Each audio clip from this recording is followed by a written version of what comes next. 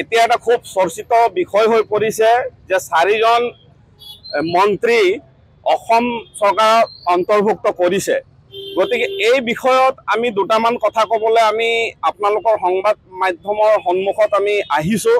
আৰু আমাৰ পোনপটীয়া কথা হৈছে যে যি উন্নয়ন দপ্তৰ চাহ জনজাতি উন্নয়ন দপ্তৰ বিভাগটো আজি সঞ্জয় কিষাণ ডাঙৰীয়াৰ পৰা কৰ্তন কৰি ৰূপেশ গোৱালাক দিবলৈ চৰকাৰখনে যি তেখেতসকলে প্ৰস্তাৱ আগবঢ়াইছে বা যি তেখেতসকলে সিদ্ধান্ত লৈছে, এই সিদ্ধান্ত আমি আদৰণি জনাইছোঁ।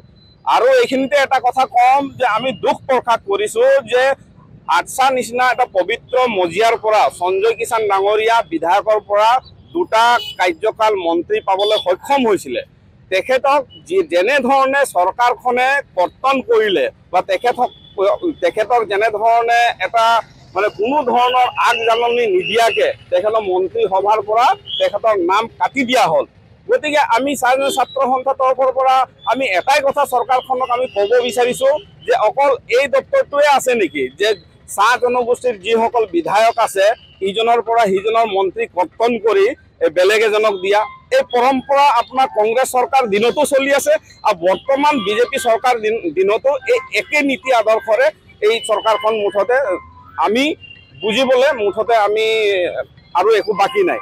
গতিকে আমাৰ এটা পোনপটীয়া কথা হৈছে যে কিছু মাহ পূৰ্বে এই তিনিচুকীয়া সমষ্টিত আপোনাৰ সৰ্বানন্দ সোণোৱালক আটাইতকৈ সৰ্বাধিক ভোট দিয়াবলৈ সঞ্জয় কিষাণ ডাঙৰীয়া যেনেধৰণে প্ৰস্তুতি চলাইছিলে আমি অনুভৱ কৰিছোঁ যে এই প্ৰস্তুতি চলোৱাৰ কাৰণে আৰু তেখেতক ভোট দিয়াৰ কাৰণে তেখেতৰ কিবা আজি নেগেটিভ হ'ল নেকি বা যাৰ কাৰণে তেখেতৰ মন্ত্ৰীত্ব কৰ্তন কৰি দিয়া হ'ল নেকি, কিয় টাৰ্গেট কৰা হ'ল, তেখেত ছাৰ্ভিচ কি দিছিলে নাই দিয়া তেখেতসকলৰ এইটো দলৰ আভ্যন্তৰীণ বিষয়। কিন্তু আমি বুজিবলৈ আৰু একো বাকী নাই যে তেখেতক মানে মন্ত্ৰীত্ব কৰ্তন কৰাৰ আগত বহুত এটা ডাঙৰ ৰহস্য আছে বুলি আমি অনুভৱ কৰিছোঁ।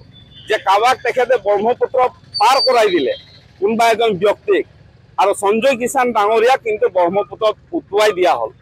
তাৰ কাৰণ আমি চৰকাৰখনৰ পৰা আমি জানিব বিচাৰিছোঁ।